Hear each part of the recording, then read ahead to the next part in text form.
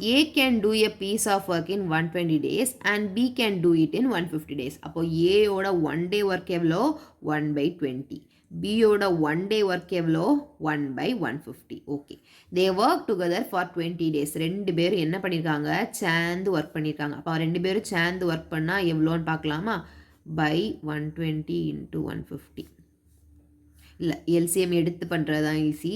So 120 150னா 12 15 3 4 5 5 4s are 20 20 into 3 is 60 600. அப்போ LCM 600. 15 கூட 4 multiply பண்ணால் 60 கிடச்சிரும். 0 to 60. ஸோ 4 ப்ளஸ் 12 கூட 5 மல்டிப்ளை பண்ணால் ஓகே. ஸோ இது என்ன ஆகிடும் 9 by 600. சிம்பிளிஃபை பண்ணிட்டோன்னா